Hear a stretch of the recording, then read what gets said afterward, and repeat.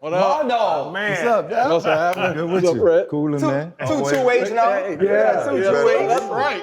What's going on, brother? Hey, RC. 228. I know y'all like to tease me about how long I played, but we played against each other. Of course. Yeah. Played against each other. It ain't like D is old or nothing. Yeah, Just, I was old at that time, man. I You came in, what, 97? 98? 98? I don't think we played y'all until like 2000 or something like that. So you were done in 04.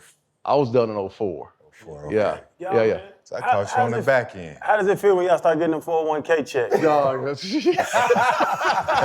how I know you were gonna say some shit like that? Huh? Yeah. Is that a cool feeling? Yeah, no, it ain't cool, dog. It ain't cool getting old, man. It don't feel right. Hold up, limitless. Take a stomach, got pin in it. I fought the head to witness it. Get my people feeling militant. Way I'm feeling, get me up. On a mission, get me up. Knowing me, I got the key. Only vision I can trust. Limitless. Take a stomach, got pin in it. I fought the head to witness it. Get my people feeling militant. Man, Darren Woodson. This is Fred Taylor. This is Channing Crowder, Ryan Clark, Pivot fam. Thank y'all for pivoting with us. First off, man, it's just good to see you again. Yeah, you too, man. Man, it's Dog, just... I can remember the first time I saw you. I remember watching you play, and that was cool and all, but you were actually playing, and you did a guest appearance at ESPN. I was there on NFL Live, and you came on. And there were only 2 times that I felt like I'm kind of outside of myself. Like, man, there's levels to this. It was when Louis Riddick came on one time. I actually didn't see him on the show. He was doing a show, and I saw Lou Riddick, and I said, man, that dude is good. Like, he's real good. He wasn't even sitting next to me. I said, but he's on a different level. And then you came on a show, and you were playing, you came on, I think it was your bye week, and it was like a Thursday. And the people the producers were in my ear. It was me and Trey Wingo, and you were doing it. And the producers were in me and Trey's ear, and they're like, dude, this dude. And I'm like, yeah, he different.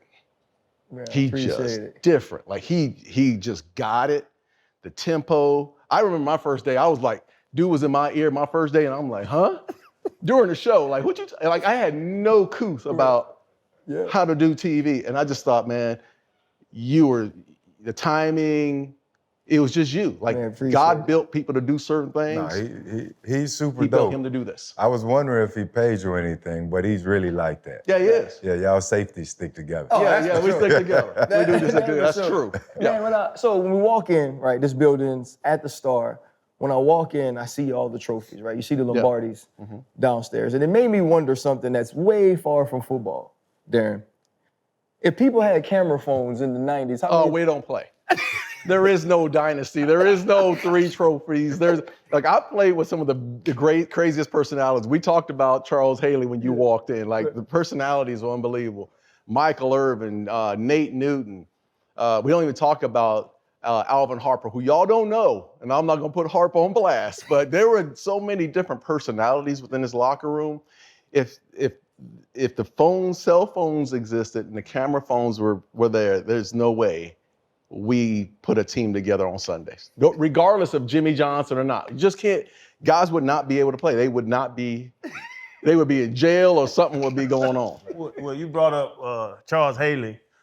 We've been doing this show for years now. It was about 3 times in the show that I was literally scared of sitting here with another grown man, and Charles Haley was one of them. Yeah. Ashy legs, broke up flip-flops, team issue. He ain't played in 2 decades, still got team issues pants. But you brought up Nate Newton, Leon Lett, Irvin, all these wild boys. You were called the perfect cowboy. No, hey. You were called. How did you stay away from what we know about them? And what was the perfect man on and off the field? There was no way I was perfect. I probably wouldn't have played either. But because it was, look, there were certain guys like James Washington and J-Dub. We called J-Dub drive-by. He was my safety. He was number 37. Should have been Super Bowl MVP in one of those Super Bowls. I think it was in Atlanta. He had, interception for a touchdown, caused fumble, did all kind of things. But J-Dub called him drive-by. He took care of me, man. Like, there were certain parties he'd say, you ain't going.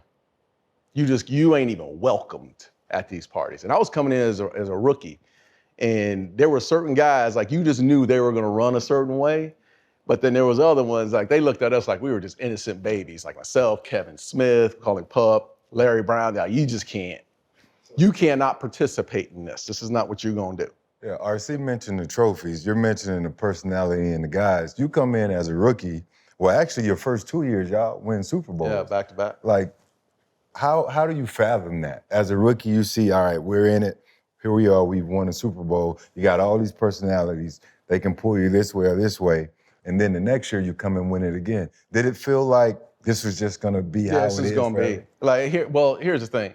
I came in and the head coach was Jimmy Johnson.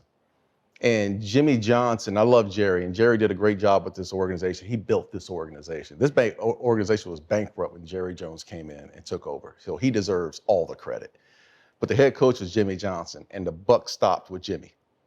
He drafted players, he cut players, made all personnel decisions, and he would absolutely motherfuck you on the field and in the meeting rooms. Like, it just stopped there. There was no calling Jerry. Right. It stopped with Jimmy. And Jimmy did a hell of a job of keeping his thumb on everybody. He had all these personalities. And here's Jimmy's thought process. Jimmy's process was, I'm gonna bring in as many alpha dogs that love to play this game, and I'm gonna put them all in the room, and I'll deal with them. I'll figure it out. We'd fight in practice. He'd be like, fight. Go ahead, get it. It felt like the University of Miami, how they were back then. It was kind of that same type of feel. And he would be able to figure out how to push our buttons on certain situations. Like before games on Sundays, he'd be like, yeah, they down there talking shit. I just heard them say they gonna put up 100 and 200 yards on y'all, the receivers over there. And we'd be like gassed up, dude. Like, what? You're like, just idiots. We 21. Yeah, like, wait, he said what? We got this. Like, so, but that was kind of what Jimmy did. But then when Jimmy left, that's when you started to see the prisoners started running the asylum, hands down. Hands down. We had no organization. We had no discipline. We won games because we were still talented.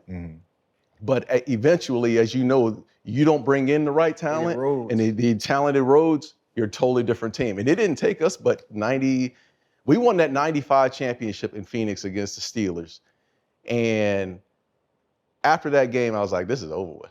How long does this dynasty last if Jimmy Johnson continues to be the head coach of the Dallas Cowboys? I think we get 4. I think we at least get 4.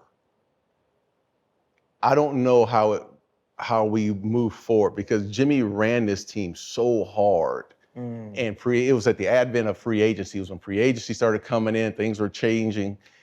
I don't know if Jimmy could have continued that path. He would have had to loosen up the reins because we practiced so hard. We were full pads every day, even on Fridays. There were no Friday walkthroughs. We hit on Friday. We had 2-a-days during training camp, man, where it was just, goal Super line, Bowl week? inside Super Bowl drill. week Oh too? yeah, we all pads during Super Bowl, both Super Bowls, full pads. Like that was just Jimmy. He didn't know any different. And I think it was good when you had a young team and you could do those things. But as we started to age, there's no way. When y'all partied then, what was the party day? Oh, the party day was always Thursdays. Always Thursday. Like it wasn't just us. Like it was like Troy had his group, the offensive lineman, Daryl Johnson, they all kind of ran together. And then the D-line ran together with Charles Haley and Tony Tolbert and all them. They all did their dinners. And then the DBs, we did our thing. And we would find a way to meet up somewhere down the line, man. And it was. He like that, look. He like that. Yeah, it was special, man. But you played under 5 different head coaches in your 13 years here.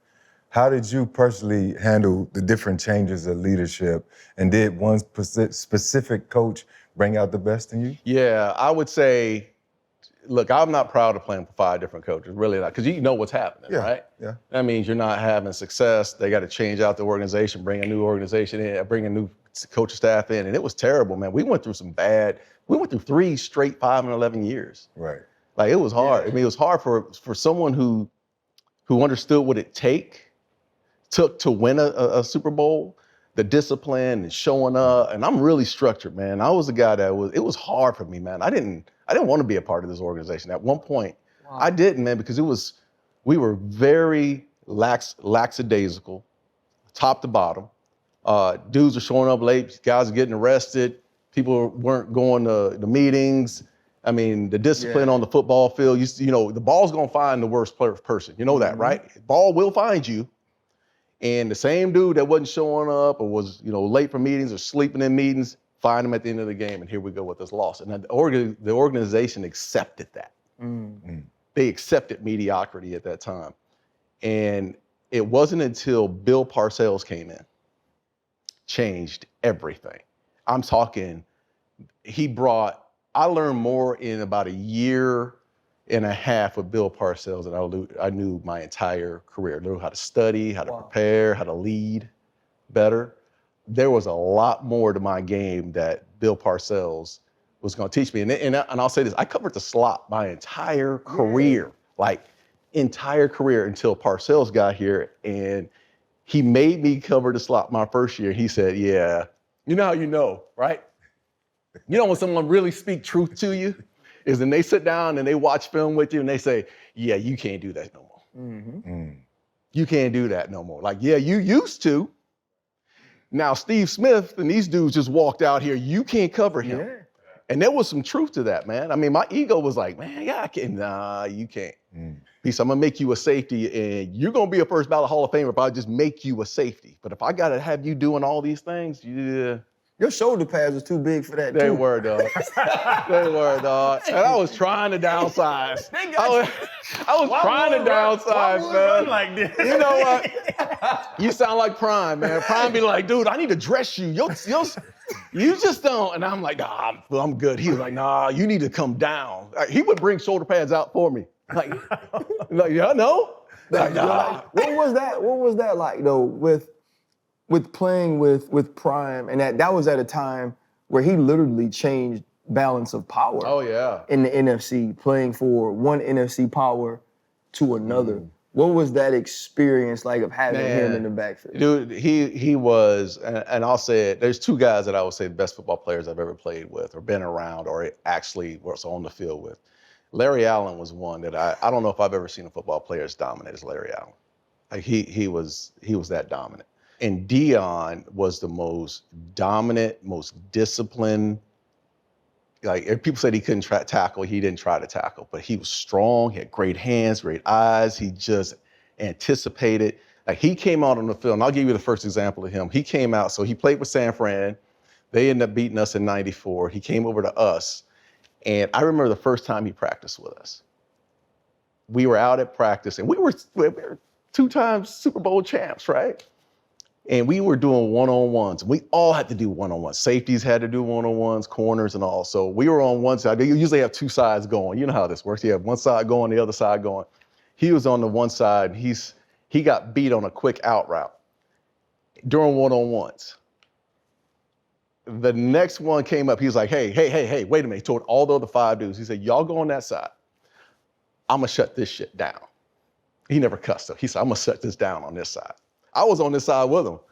He said, you ain't getting no reps. You want reps, you go over there. Took every rep. Everybody walked on the other side, dude. He took every rep. He just worked. He was working. He pressed them, he played off. He did everything. He was knocking balls, intercepting balls. He'd intercept the ball, he'd throw it back to the quarterback. Come on back out here. And he was telling the receivers, come on back out, get out here and get blessed. Like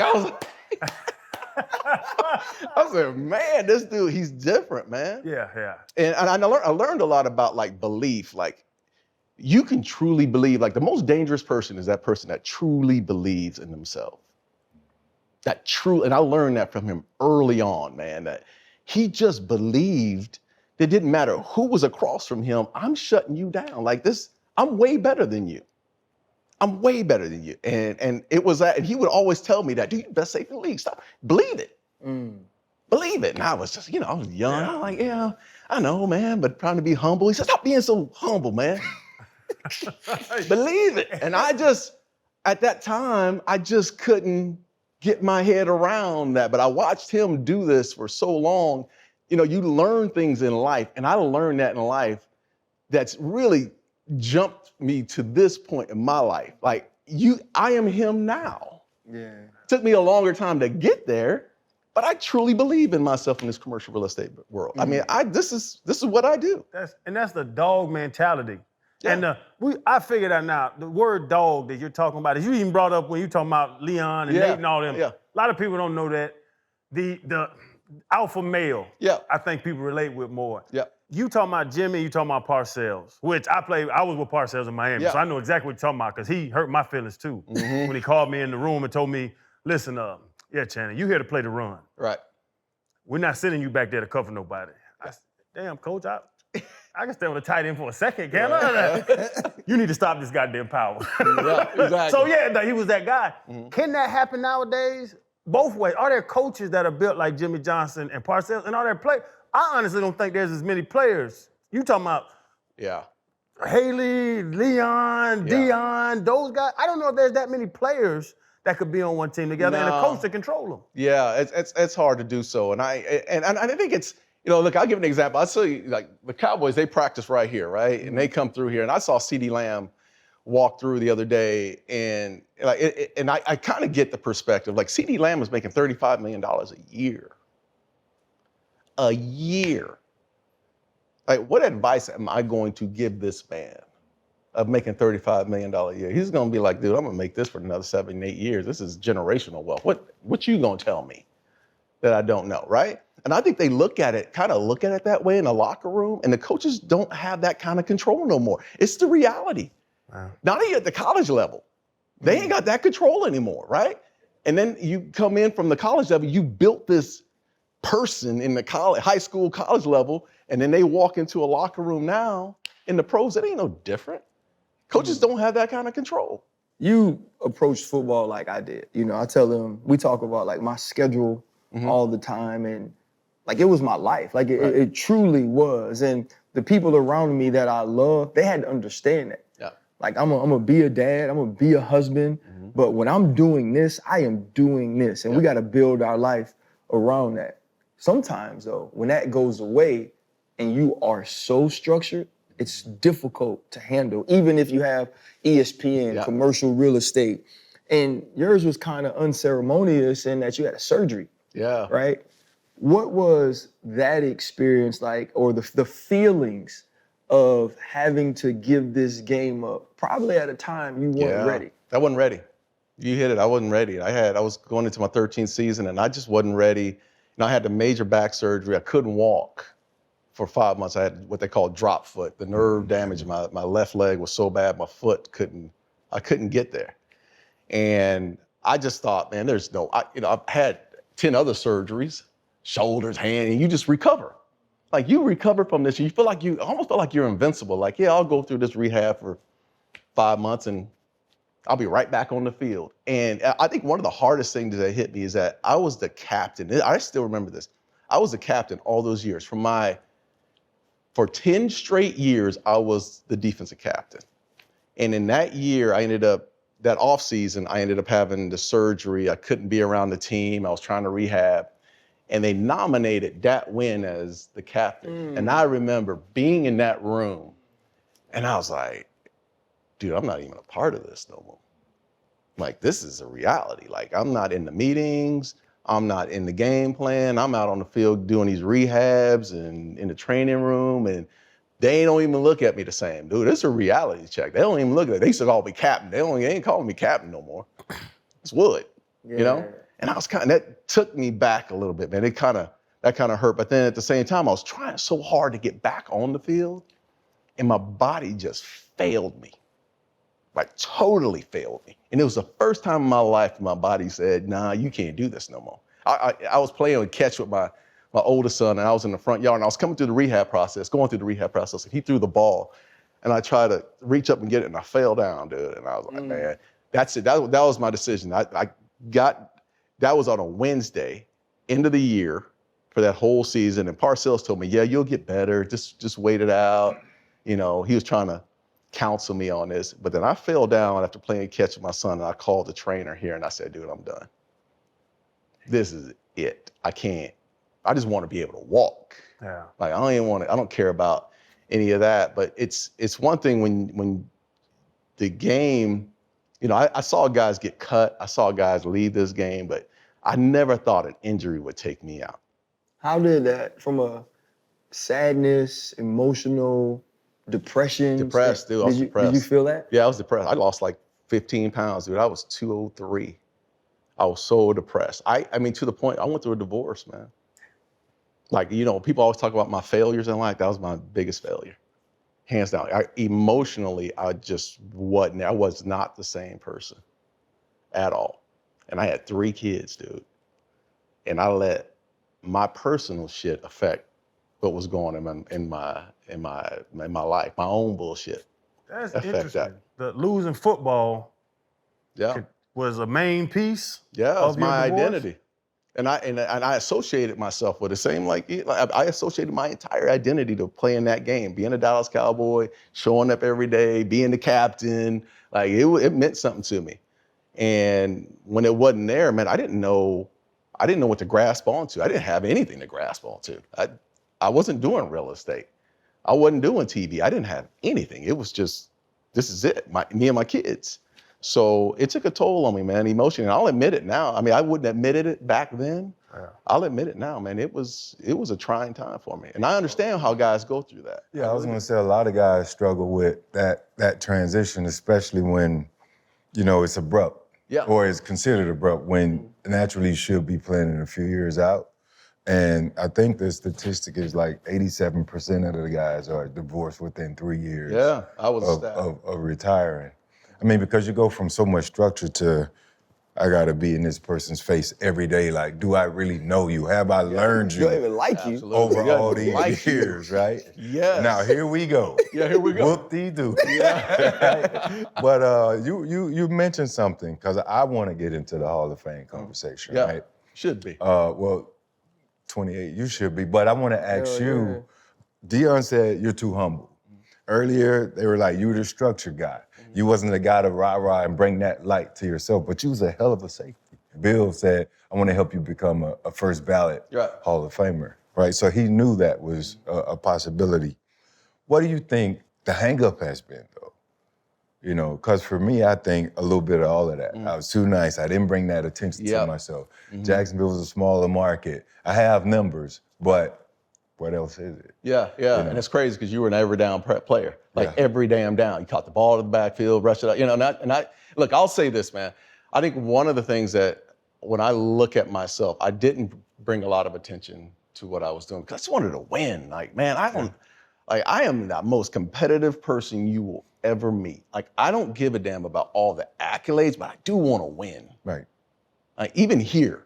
Like, we lose sometimes, and I'm like, I can't even see straight. I'll drive home and be like, God damn, how'd we lose that RFP? Right. Like, what the hell did I do, right? And that still comes along with me. But I will say that I've been competitive, but I've never been in the individual. I never wanted to be all the individual because I just didn't feel like that was me. That never was my personality. But man, I played every down. Never came off the field. I played multiple positions. I played safety on first down. They brought a slot in. I covered the slot receiver. They did on special teams. I was second all-time leading tackler on special teams. We didn't come off the damn field. Like, only time I came off the field was kickoff return. I did punt team. I was a wing on punt team and ran down on kickoffs and punt pressure. I did it all, right? And that was our role. That was what you did as a football player to try to win games. Right? So it has not happened. Am I frustrated? Hell yeah, I'm frustrated.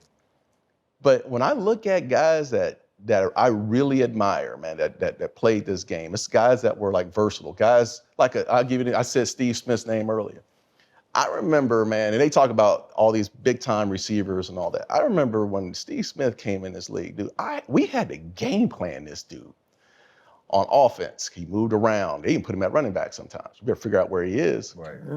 And then on the punt and kickoff, I sat there in meetings on special teams, and I was like, goodness Lord, we got to deal with this son of a bitch. Like, he's going to be a problem. Now, I can see playing against Jerry Rice, you knew where Jerry's going to be. Yeah. Right? You knew you got to deal with him on offense. But I didn't have to deal with him on the other couple of phases of football. I didn't. I just dealt with him on that phase of football. But I've always admired the Tim Browns who brought punts back. Like, and those dudes, man, they didn't get the recognition. Right. And Tim Brown has told me the same thing. Dude, you play too many positions. Like, it probably won't happen for a while. You might get there, but you didn't play a position. Yeah, first off, you're gonna get there. Like I think like it's a crime that it hasn't happened. They seem to figure it out after a while with the right guys, and I pray that happens for you. Steve was on the show last Tuesday. Oh, was he? Yeah, and we talked. The first thing we talked about was the fact that 15 years later, because Channing told him in the game he was gonna F him up, we saw him in LA. He gave his phone to his homeboy because he thought the fight was still gonna happen. Right? Like you know what I'm saying? Dude, I didn't keep my word. He told Channing he didn't keep his word. so that dude is still there. He's still there. Yeah. I do believe you're a Hall of Famer, but it takes decisions to put you in that position. I want to talk about Keith. Yeah. Your homeboy. Yeah. We see you now, and it's commercial real estate, and we watch you carry yourself so well. People don't really know that it took the correct decisions to get here. Yeah. You said, what was it, every Tuesday? Every Tuesday, every Tuesday. What is it like to grow up with somebody, man, and he makes the decision that he made, and to watch him go through that? How did that affect you? Man, it was hard, man. I remember, growing up. So we've known each other, Keith and I had known each other since we were babies. Like we were born 4 months away. Like we lived in the same little area in the little west side of Phoenix. And he and I would play ping pong together. We'd be at all these events, play football, basketball, everything together. It was our deal. We got in high school, and it was like there were a lot of gangs in the area, especially Crips, Bloods, the whole nine, right? And a lot of them were coming from California. West Coast? Yeah, the West Coast. They were all coming from there. And he had family members, and for the longest time, we all knew him. He had family members that he ran with, but they were in the drug game. And to me, it was like, it don't matter, Blood, Crip, to me, West Side, 9th Street, essays. I mean, it was all the same, right? So he just wanted some fast money, man. And that's what he got into. And I saw him getting into it early on. And I'm gonna tell you, dude, I'm afraid of my mama, dude. I'll sit here today and tell you, my mom was Mom Duke. Like she wasn't fucking around. Mm-hmm. And I just always thought, I just wanted more out of life, man. I remember sitting when I was a kid, man, I used to sit down and watch cars. Me and Keith and my other boys used to sit by and watch cars. Like, that's my car, y'all ever do that? You know what I'm saying? Yes. Cars drive by, you're like, that's my car, that's mine. And I remember sitting there at a young age saying, I'm out of here, dude. Either I'm gonna make it in something or I'm gonna go to the military. I didn't even think about school, really didn't. I was like, I'm just gonna go to the military, because that's your only path, was going to the military and getting out, right? But I always thought, I'm out of here. I'm not gonna be stuck here. I had 2 uncles that served 90% of their lives in prison. And my mom used to take me to go see her brothers, and they used to close them damn gates at Florence Prison behind you. You walk in, they close them gates, and I was like, hell no. I will never be in this type of situation. And that's how I saw Keith going that direction. We had so many conversations, and he just couldn't do it, man. It was like, I can talk to him till I was blue in the face. And there were so many times where shit would jump off just because he was in a gang, and he was, running drugs and all this, and things would jump at a party. Things would jump off just because of it. And I was like, dude, can't do it. I find myself getting killed over this shit, Yeah. I just can't do it. And then that's when, in my sophomore year in high school, I started getting a lot of letters, and football became a thing. And I just finally said, nah, I'm out. Like, you go do your thing, I'll go do mine. We still gonna be boys, we'll still run together. And it wasn't until, it was my first year after he graduated, he got arrested. And it's a long story, man. It's a long story. Like, he ran for a long time, brother. My dude ran for a long time. He got into some shit, and they were looking for him, questioning me, trying to find him, the whole nine. I'm in my freshman year in college, and they're questioning me, where's your boy, and blah, blah, blah. And I'm like, I don't know. I knew I knew where he was. I was like, I don't know, right? But they found it. He came back to town. Long story, he ended up getting caught, but going to the court dates, man, and watching, this is your brother, man. This is like I cried like a baby when they sentenced him to 26. 26 years? 26 years. He did 26 years. I think a lot of dudes got to go through that. When you're the golden goose, they see it. Yeah. You in the hood, they see the little Darren. Yeah. Oh, bro, he got something. And a lot of people will help you, but to separate what keeps your boy from a kid, you can see this is not a good situation for me. Yeah. But obviously, you said you cried when he got sentenced. You still have that kind of feelings. Yeah. How hard is that? Was it to separate from Keith enough that you can be who you are now, but you still kept that relationship? I kept the relationship, man. Throughout 26 years. 26 years. Every Tuesday I called him, man. We got on the phone every Tuesday. And unless if he got into some trouble in prison and they put him in isolation, it's the only time I didn't talk to him on a Tuesday. That's the only time. And dude, I should take my kids to go see him. My kids used to go through them same gates like I used to as a kid, and they close them gates behind you. Like we went through that same thing, man. And it was hard. I could never separate myself from who my guy was. He's still my dude, regardless of what he did. That's big though. I'm not gonna turn. I couldn't turn. It's like turning on your brother. Yeah. How are you gonna just walk away from that? And now life is different. He came out, he's out 26 years. He went through a lot, man. He went through a lot. Like I saw my boy just age. I mean, he aged at a young age, he was aging. He had to protect himself in there, man. Right. He had his own family in there. And then when he got out, he was like, I'm done. So we set him up and he ain't ever going back. He'll tell you right now, I will never go back. Lives in Atlanta, got a job, doing That says a lot about you though, Darren, because you didn't have to. Right. Like you felt like you did, but there are a lot of people in that situation whose homeboy would make those decisions and they in the league and they have a family and they're living a certain way and you forget. I think that just that one relationship and the way you handled yourself through that says everything in the world about the human you and shoot the person your mom did raise. Yeah. You know what I mean? Because you know how it goes. Like, man, shoot, you did that. Yeah. I'm cool on it. So I really respect the fact that, and to hear you be like, we set him up. Yeah. You know what I mean? So many people come out and they don't have nobody. They don't have a backbone, So I think that, like, yeah, man, but you go through things in life, I'll give you an example. I went through 5 years ago, I lost my brother, best friend. Like me and my brother were like, he's my older brother, he's 5 years older than I was. And 5 years ago, I lost him, man. He had stomach cancer, came out of nowhere. I mean, this is the same dude that worked every single day, never missed a day. I was actually at ESPN. I was on during Thanksgiving about this time of the year. And I worked on Thanksgiving Day, which I will never do. I learned a lot of lessons about that. I worked on Thanksgiving Day and I came back and my mother called me and said, your brother's in the hospital. And I went and saw him. And I was like, my brother's in the hospital. He ain't never sick, nothing wrong with him. Long story short, man, 2 months, we battled stomach cancer.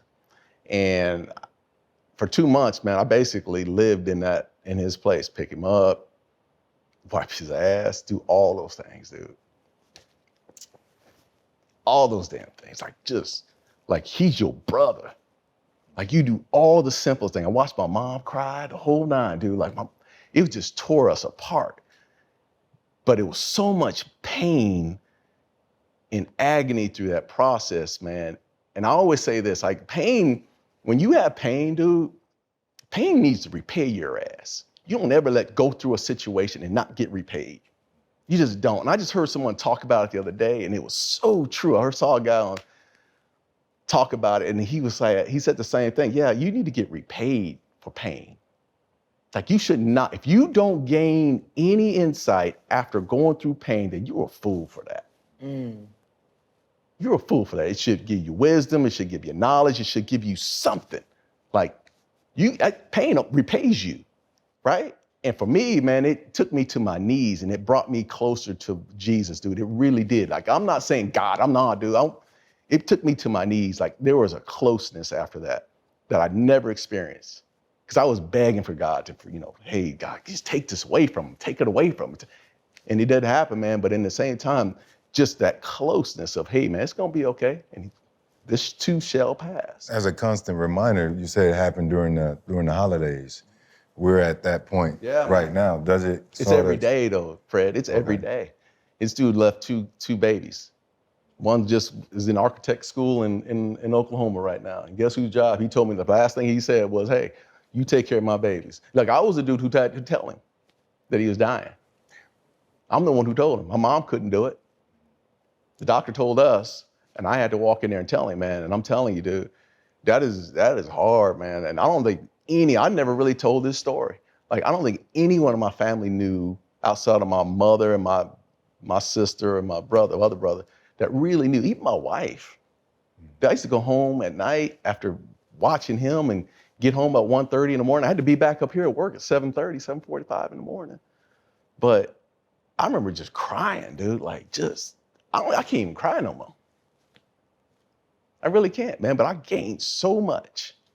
I gained so much wisdom and knowledge from that process, man, that I just like life is so different to me than it you used to be. You also gained some future architects that can help in the commercial real estate space. Yeah. Got my my little niece. They ready. She gonna be there. Talking about your niece and nephews, even your brother, and you telling Keith's story, it's very paternal. Yeah. Like, you seem like you're like you want to be there almost like a father, but your father wasn't around. Yeah. Were you trying to do that because you saw the lack in you? Yeah. Because you seem like you were there to catch everybody when anything goes wrong. Yeah, man. Me and my father we weren't that close growing up. Knew my father a lot. And my father was around every once in a while. And, we finally, over the last, 7, 8 years, really have gotten, there's been a forgiveness process. And I'm telling you, man, you learn, at some point you got to forgive. Because I was just carrying this weight. Every time I brought up my father, I'd be like, I need, this dude. But, he didn't know anything about being a father. He was a single child. There's so many things that I learned about his life after I just spoke to him and then got a different perspective of, there's a reason why he had no guidance. He had zero guidance in this, right? So, and I'm not forgiving him, and he'll tell you right now, you shouldn't be forgiven, but we're much closer than we've ever been right now. And I just through a learning process, but you said it, a lot of the things the reason why I am with my kids and my family and friends is because of what I've gone through in those days. I didn't have someone, like a male figure, that loved me like that. And that didn't happen until I got into college and I found Lovie Smith. Remember Lovie Smith? Yeah. Lovie Smith was my position coach, and it was the first time black man ever loved me that way. Wow. First time that he was like, nah, you ain't gonna do that. You're gonna do this. And this is how you're gonna do things. And it's one thing for my mom. My mom did a great job. My mom raised me, but it's another deal when your father's involved, man. It's a totally different deal. Darren, that makes me think about what you said earlier, and you said the divorce was your biggest failure. Yeah. Your kids are a part of that. How did you connect that failure to some of the feelings you had about your father, saying that you weren't emotionally available, you were withdrawn in that way? How much did you damn? I am. I was my father. It's full circle, though. You hit me on that way. It's full circle. And that's one of the things I was dealing with back then. I didn't want to get a divorce. I just needed I always felt I just need a break. You don't take no breaks from marriage. I need a break from my family. No, you don't take no breaks from that, man. It's just, and I was my father. That apple don't fall. It don't fall far from the tree, dude. And I was exactly that in that process. And that's why I tell you, and I'll say it today, and I'll continue to say it, it is my biggest failure. Because I wasn't willing to go to work. I didn't work hard, which my dad, same thing. He wasn't willing to work and protect.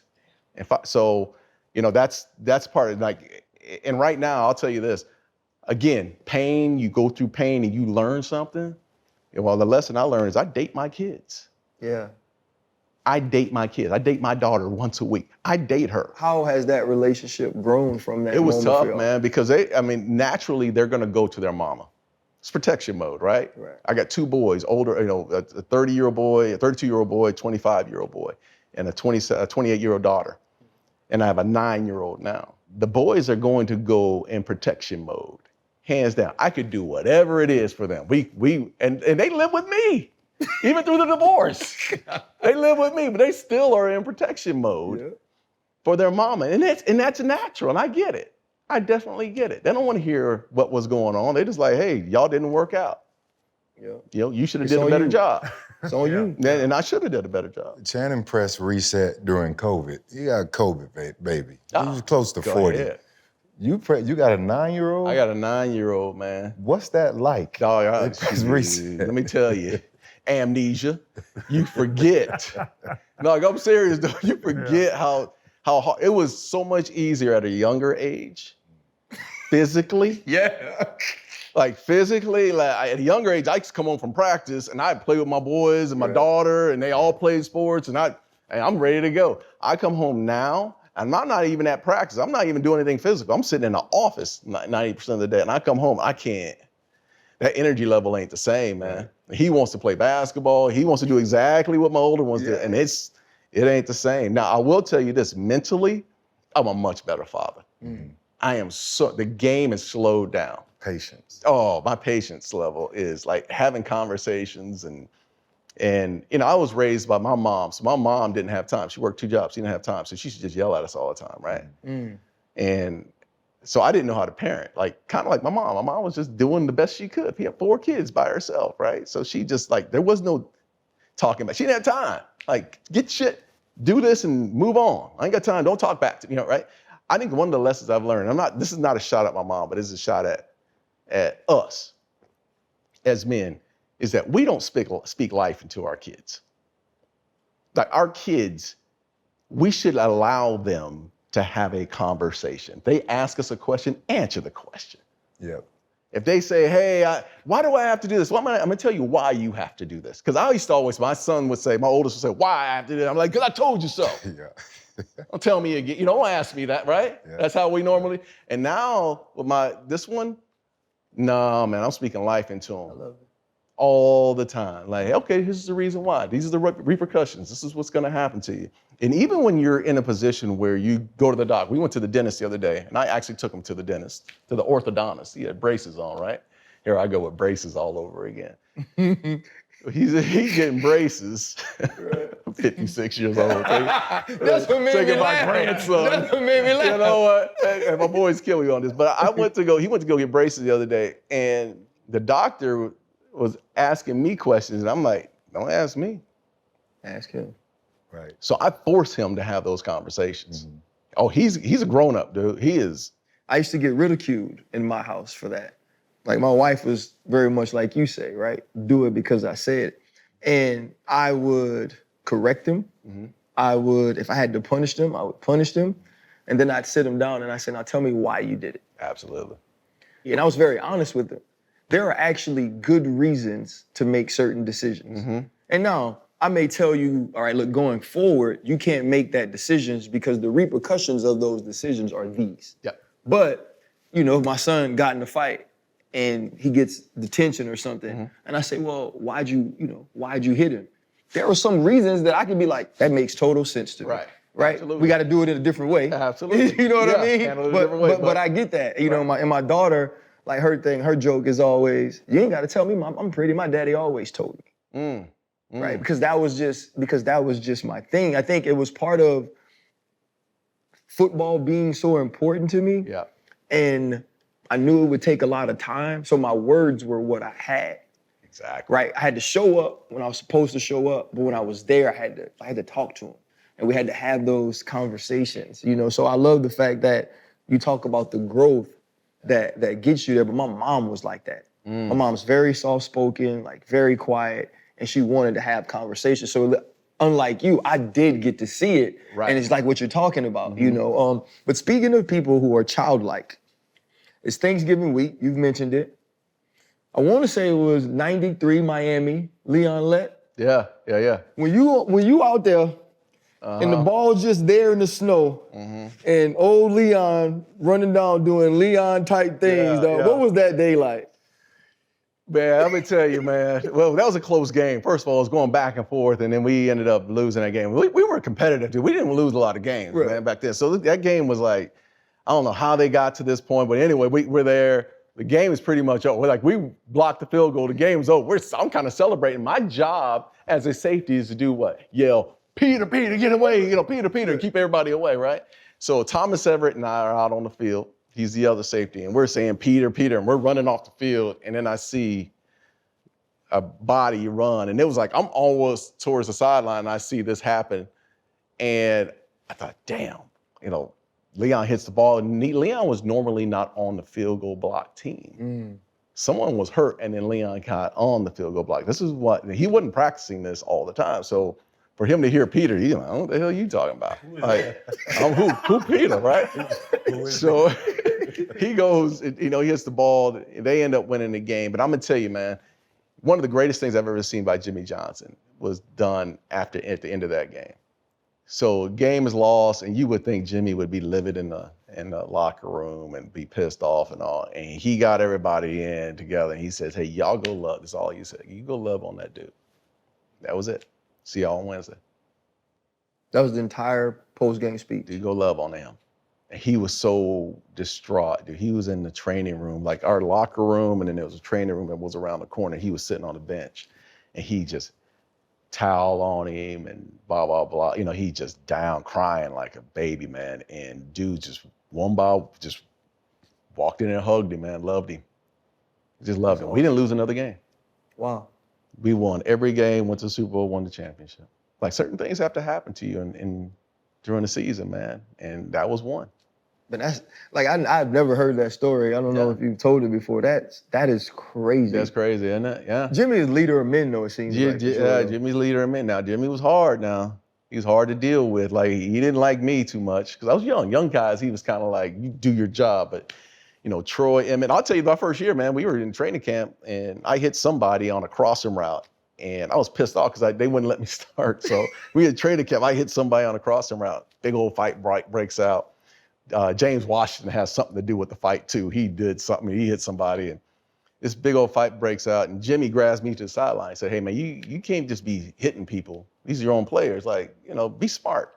You had those conversations all the time during practice. Like, be smart, yeah. Right?" And he says, "You see number 88? He said, you hit him, he gonna fight you.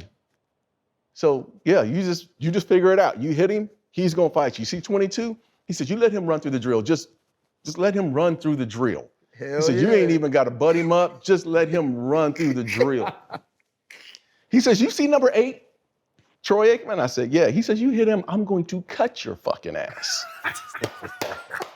And that was it, dude. He was like, you kind of understood the pecking order, right. One, and I knew where I fit. I kind of knew where I fit at the same time. So I was like, I was kind of embarrassed, but I appreciated the conversation. Yeah. You see what Irv said recently? No. So this thing came out, and Irv was saying something about AJ Brown. Yeah. And the way he was behaving. And somebody's response to Irv was basically like, you're the reason receivers act like this. Mm. And Irv was like, I did a lot of stuff. He was like, but me and 8 never had no issues. Can you kind of talk about Ever. Really? Ever. Like, I remember being in practice with 8. Like, people forget, Troy was a dude. Dog. A dude. Like, you wasn't going at Troy any crazy way, right? We would start practice, and if the drills were, and Troy's a perfectionist, if the drills weren't going well on the offensive side of the field, defensively, we could be having the best practice ever, right? If it wasn't going on well on the offensive side of the ball, he would start practice all over again. Troy. He was like, start this shit over again. We go back to 1 and start practice all over again. And dudes would not, they run a bad route, he'd go off in practice. None of them. And we'd be sitting there, our defensive players, we'd be sitting there, oh, God, Emmett, he's just going in on you, Emmett. He's just going, the defense, we just hyping it up on our side. I can't believe you let him talk to you like that. And 88, and Mike never said, he was like, yep, got it. Because he was dependent on getting the ball from Troy. And him and Troy had this special relationship. When Mike got into trouble and was in court, guess who was there? Troy. Every time. Mm-hmm. I mean, their relationship was it was a different relationship, man. They just had this mutual respect for each other. So he was never going to say something bad about Troy. Guess 88, you got to fight in that locker room. Mm. Say something about Troy and watch some offensive linemen come after your ass. Like, yeah, dude, in passing drills, you stay away from him. He was just, like, I'm telling you, there was a true pecking order in that locker room. Darren, you've mentioned a lot of the legendary names that all the big fans know. Yeah. Talk about the big boss when you first got here in '92. What's the difference, not in age, but what's the difference in Jerry from the time you were out here in Dallas and the Jerry you see now, man, if there's any? You know what? I didn't see much of Jerry. Jerry was fighting the league. Jerry was going through a lot when he bought this team. This team was in bankruptcy, right? I mean, he was business-wise, he was lifting up this organization. Not only that, but he was going out and, you know, with sponsorship, trying to bring sponsorship to the league and doing a whole lot of, and it took me to watch that Netflix series to really understand the 92, 93 years, because I didn't see him. He was just so busy running business, right? And that's why I said earlier, Jimmy was the guy, hands down was the guy. Now that I've watched the Netflix series and I'm a business owner, I'm a 2-time business owner. I own a software company and I'm a major partner in this commercial real estate firm.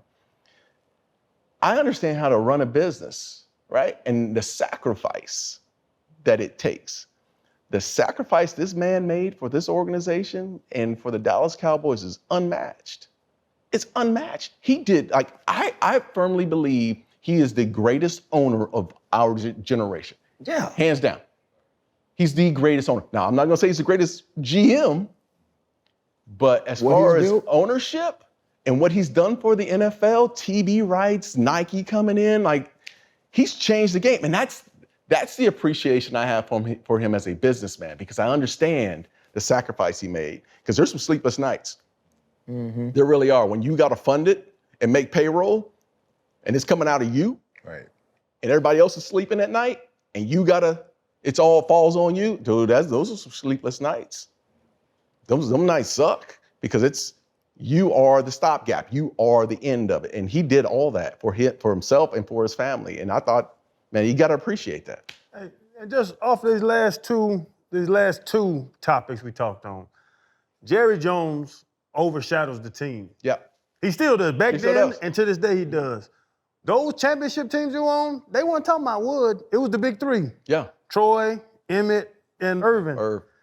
Did it feel that way back then too? Because you and Fred talking about this Hall of Fame stuff. I tell Fred all the time, and I'll kind of sneak it in on you too. He was not boisterous. He didn't say nothing. They asked Fred, hey, you ran for 240 today. Yeah, you know, I just tried my best and went out for the lineman. Bro, ain't nobody want to hear that offensive lineman shit. You ran for 240. Yeah. Did it feel that way then, that you were kind of overshadowed as great of a safety as you are? Yeah. And do you almost regret being the way you were and accepting that? I don't regret it. I know I had a lot of, like, the press would tell me we had a guy in the media named John Jacques Vaughn. He's still here. And Ed Werder. You guys know Ed Werder. And they used to always tell me the same thing. Man, you gotta just, promote yourself. You had a great game and this and this and that. And I was like, And I remember Ed and John Jacques telling me it was like the all-decade team. And they said, man, I remember walking out of practice at Wichita Falls. And they said, hey, man, you didn't make the all-decade team. And it was like, say something negative. And I was like, nah, man, because I didn't, first of all, I didn't know how big that was. Yeah. But then, and it took me years later to figure that out. But I didn't know what to say. Am I going to do bitch complain? Like, I can't control that outcome. That's one thing I can't. I cannot control the outcome of voters voting for me. Right? It's the same thing about complaining. So I say to my brokers here in this office, if you want to complain, like, you complain about things that you can control, right? I can't control oxygen. I can't. Right? It's just a thing. Like, it's just what it is, right? It's oxygen. Like, I have no control over that. But the things that I do and can control, watch me. And you will never hear me complain, because I'm going to make the sacrifice. The problem is what we do all together is, and I know I'm off spot here, but the problem is what we do all the time. We complain about the things that we can absolutely control. The problem is we don't want to make the sacrifice. We don't want to sacrifice, right? And that is the case. And I know this, I'm hoping I get into the Hall of Fame. If I do, I do. And it'll be a great day at my mom, and I'm gonna appreciate all the defensive dudes I played by with Brock Marion and James Washington and Leon Lett. I'm gonna show them love and all that. But if I don't, man, damn, dude, I got a good life, man. There's some good things happening. I appreciate Brock too. But just quickly, Will, when you get in, don't just talk about other people. I want you to go up there and say, and I was a bad motherfucker too. You can say it then. Please give me that. Channing, I'm gonna mention your name, and I'm gonna say, you know what? Channing, Fred, Ryan told me to tell y'all something. He gonna put it on us. I have two last football questions before we get to the biggest question we ask on the show, literally. Was you hot when T.O. did this on the start? I wasn't. You know why I wasn't mad? I got kicked out of that game earlier before. Okay. Right? So I was mad initially. So I got kicked out of the game for, I don't know, I was so frustrated. We was getting our asses kicked. And I said something to the ref and got into a fight with somebody and they kicked me out of the game. George Teague, T.O., ran on the star. George Teague chased him down, and then George Teague got kicked out of the game, right? I was in the locker room when Teague came in. I was like, what you doing in here? And he was like, he wouldn't talk to me. I didn't find out about what happened until I got home. Seriously. I didn't see it in the monitor, because back then we didn't have monitors in the locker room, right? So I ended up leaving. Me and Teague left. And I went home and I saw it on the replay. I was like, oh shit. You ain't call him like, I did. After I saw it, because he wouldn't talk to me. So I was like, oh, okay, I get it. I just thought he got into a fight or whatnot. I didn't like it when it happened, of course, but in the end, defensively, when you really peel that onion back, that's your job to keep his ass out the paint. Right? So dudes are gonna celebrate. Yep. However they're gonna do it. If you can't stop it, you can't stop it. And that's how bad of a team we were. We couldn't stop it. That was 2000? Yeah. Yeah, we had no answer. We had no answer. Man, I'm telling you, people talk about T.O. and all the negativity. Shit. First ballot, he should have been. Oh my God. Amazing. My God. Like, I used to watch T.O. on film going, he blocked. People don't recognize he blocked. He caught tough catches, run after catch. Yeah. Like, he was special, man. Yeah. Like, really. Randy Moss came in and changed the game. But that damn T.O. came in, I was like, man, he is something to deal with, dog. Big receiver. He gave Deion some. Oh, he was different. He was different now. Yeah, because Randy was so different because of the height, the length, the athletic ability, the speed. T.O. was one of those receivers that he did it all, though. Absolutely. And when he caught it, you had to tackle it. Mm-hmm. Like, that was the worst dang part about when he got the ball. You said, you talked about your brother being at ESPN on Thanksgiving, but the one thing about Thanksgiving is the Dallas Cowboys are on TV. Mm-hmm. And I think it's part of what makes them America's team. Right? That's America's day. Yeah. Right? We're all sitting at home watching it. Food and drink. Leading up to those games every year, how exciting was it to know that everybody knew we were going to be on TV, all eyes were going to be on us, especially during those times when you were championship level? There you go. So the years that we were champion, I couldn't wait. Like, I'm rolling out there with my dogs and we playing on Thursday. Now, it was always a rough one because it was a short week. And now they're playing on Thursdays a lot more, but it was at Sunday. Something the league used to do us dirty sometimes. They'd play us on a Sunday night game and turn around and make us play on a Thursday, right? But when you had your dudes, it was kind of different, man. It was just like, we're gonna roll out there and whoop who's at, because the teams had to travel to us. So it's hard on us, but could you imagine the team, the Dolphins coming in town, right? They don't have no time to practice. They gotta be here on a Wednesday. And we'd be like, we're gonna slap the dog piss out of them. Like, it's just, it is, especially when we were winning. Now, when we were terrible, dog, I was like, man, I don't want to be on that TV, dog.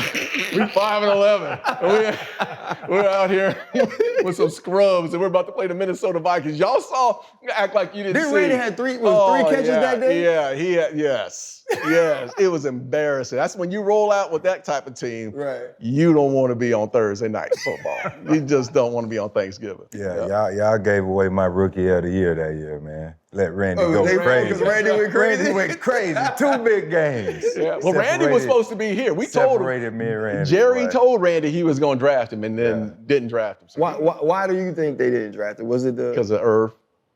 Because of all the problems. Let's call it what it was. We had a lot of problems off the field. And I'm not saying it was Jerry. I think it was Chan Gailey, who was the coach at the time.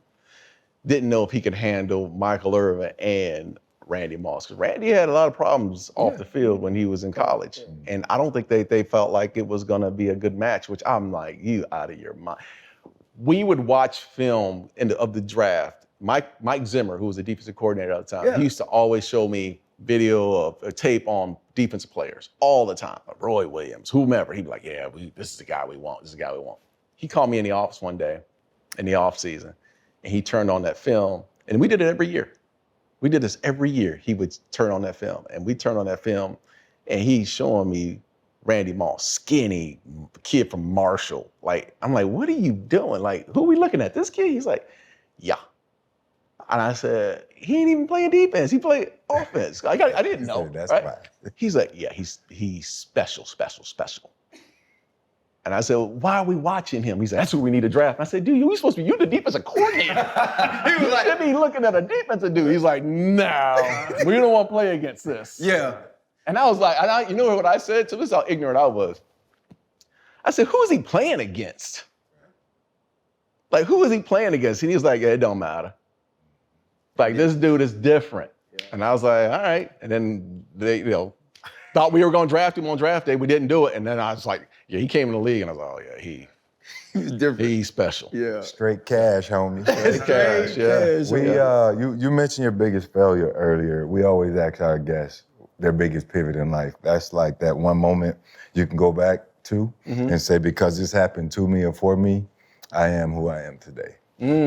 I would say my first year at Arizona State. See, I came out of Maryville High, and I was with, I don't know if you guys remember Felipe Sparks. He and I played at the Maryville High. I actually met Jordan Friday. Jordan Sparks. There you go, right? Her daddy. Yep. And he and I were Prop 48s back then, meaning our grades we weren't eligible to play our first year. So we had a choice to either go to junior college or go to Arizona State, or go to school somewhere, major college. Arizona State was recruiting me, and sit out the first year. You couldn't be around the football program. You had to sit out and just be a student. Right. And I decided to go to Arizona State. Felipe decided to go to junior college, Glendale Community College. He played there. I sat out the first year, and I remember being on campus and not being a part of the school, not being a part of the football program. Couldn't walk in the locker room. Couldn't even go to what we called the IAC, where all the athletes were. Couldn't even step ground over there. And they would check in on us. One of the head guys, man, this is a hard one, dude. This is a hard story to tell. But I remember Don Bakke, he was the head of recruiting over there. He would check in on me. And I had to pass my grades and all that. And I remember being on campus, and I played against a lot of the dudes from Arizona that were on the team. And they used to look at me and be like, dude, you too stupid. Like, that's the feeling. Like, they probably didn't say it. Felt it. But that chip on my shoulder, dog, I had this chip. Like, I knew I ain't stupid. I know I can get through this stuff, but it just made me feel like I was less than someone for the first time in my life. Because I've always felt like I was a dude. I was always the best player, always. And that was the first time I was like, oh, I'm a failure. And I carried that the entire year. My first year, dude, I got all A's. Like, I was so adamant about getting back on that football field. And then my second semester, same thing. And then I finally broke through, and I met with the head coach and Lovie Smith and Don Bakke, and they're like, all right, time to go. But I learned so much. I learned so much just in life, because it was the first time I didn't have football. It's the first time I saw other things. 'Cause I'm from the West Side. There ain't nothing over there. Ain't business being done. First time I was around people, I met people whose families own businesses, and it gave me an understanding of this reason why I'm doing this right now. It gave me an understanding of other opportunities that are out there, not just football, but other professions. And I learned so much, man. And that was the pivot in my life to saying, shit, I'm going 100. I'm gonna go 100 in this, and I'm gonna go 100 when I'm in that business world. Nah, man. That was my pivot. It goes back to pain. Goes back to pain. You better learn something. Take something from it. Yeah. Bro, I love it, man. I appreciate you, first off, for doing this. You too, bro. I miss you. Yeah, I miss you too. I used to we had a good time. Just honestly, to me, man, it was the conversations we would have when we weren't on TV. Green room. Sitting around chilling. Yeah. You know, to be around somebody who I admired. Yeah. And I learned from watching play. It was great. But what you're doing in this world too, man, it sets an example for former players that you can go do something different. Yeah, absolutely. You know, you can be someone who excelled on the grass, but also excels in the business world. And dating your kids, I think, is something a lot of people are going to take from this show, man. So I appreciate you. I appreciate so it. much. Hey, man. I got to tell y'all, so on the way up this morning, my son owns his own little business in South Dallas, and design district here, AI agents. He does AI stuff, right? So he owns his own little business, man, and he's in this world, the media world, hands down. Does a lot of stuff with Universal, a lot of big companies, right? And he called me. He's like, "Hey, are you doing the pivot?" And I said, "Yeah." He said, "Why the hell they want you?"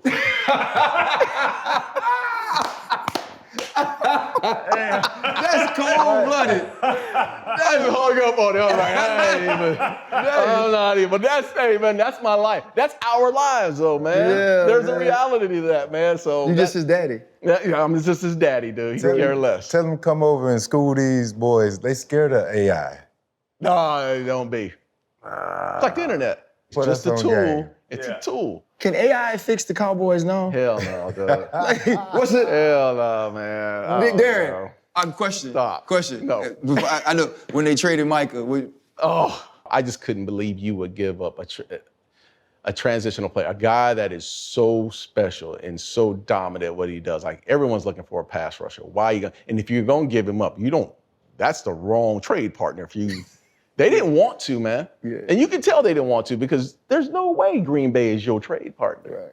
All right? Maybe it's Carolina. Maybe it's someone who's going to be in the top 5 and that's drafted, but they ain't the ones, right? So Jerry wanted that deal done. They just got sideways. Personally, they got sideways. That's what it was. Do you think now they've traded for Quinnen, you get Logan Wilson at the backer position?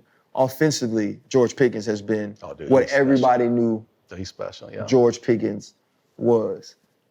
How do you see this team finishing the year now? Can this team finish the year in a way where we're looking at them headed into next year like, okay, they might be. We've been saying this. You know, man, that's the thing. I am the biggest optimist, right? I'm very optimistic, but we've been saying this same shit forever. Like, how long are we gonna continue to believe this, right? Like, I know they've made some changes. And I'll be at the game today rooting for them and crying and shit when they get their ass whooped, right? Like, I'm gonna be there. But I just don't, I firmly don't believe that Jerry and Steven have the wherewithal to run this organization the right way. I think they have the football part. The football part. The business part, yeah. I think the business part they're phenomenal. But, like, there's just got to be something, man. The coach has got to have the power. He's got to have the power. If you give Shotty the power, then maybe they have a shot. They just continuously let us down. They have opportunities to go get guys. They don't go get there. Finally went and got a couple of dudes. But they still got to build this team. I'm going to believe you build it inside out. Mm-hmm. They ain't tough enough. They still, even with Q can play, Clark can play, but they need some dogs. They need an inside linebacker who's just like Channing, like downhill. Yeah. They need a dude. Stop this run. Yeah. But he's gonna knock somebody's ass backwards. They'll tackle you, but 5 yards back. You know. You can see the frustration in me. Hey, he pissed off now. Yeah, shit done changed. Yeah, I know. Shane, he gonna walk out there. What you need to do is get some of these big ass shoulder pads that I had. That's what you need. Nobody running the ball. Hey, y'all hearing these X-Techs? Oh man, if he takes off running again, they ain't got no. Because Hurts at some point is gonna start running. Right, use his leg. I'm surprised. Like, how are they? What's the dynamic? Y'all know more than I do, because I don't watch as much. What is the dynamic in that locker room? Like, they winning every week. That's 8-2 over the last 10, 17-3 over the last 20. You know, you talked about Troy, right? And the way that Troy was, and how he'll get on people, how he get excited or he get angry or whatever it was, and then he'd rock with you though. Right. If you in court, I'm in court. I don't know how young people relate to Jalen Hurts. Yeah. I do think that there's something there. That level of evenness and maturity, like you just want to be like, hey man, show me some shit. Yeah, exactly. Sometimes, you know what I mean? And I think that's part of it, because for an emotional, because we're all emotional. We all have egos and we all get angry and we all want to be great. I think when you have all those feelings and then there's a dude that seemingly has none of those feelings, it's like, how do I connect with it? you know, and I think it was Chan maybe that was like, or somebody was telling me, it's like, man, it's just weird, like nobody's come to his defense. I think it was you that said that. Nobody. Yeah, that's my thing. Yeah, I think it was AJ's talking, people are talking, and there ain't not one teammate coming like, no, Jalen cool, that's my dude. Yeah. O-line, no The nothing. silence is deafening almost. dude. With it. Yeah, And they're winning. That's the thing about it. They are winning. Yeah, but remember, what was it last year? They were 10-1. Then they 2 years ago. 2 years ago and fell off the cliff. But obviously they right the ship because they went and won the championship last year. So the dynamic is successful.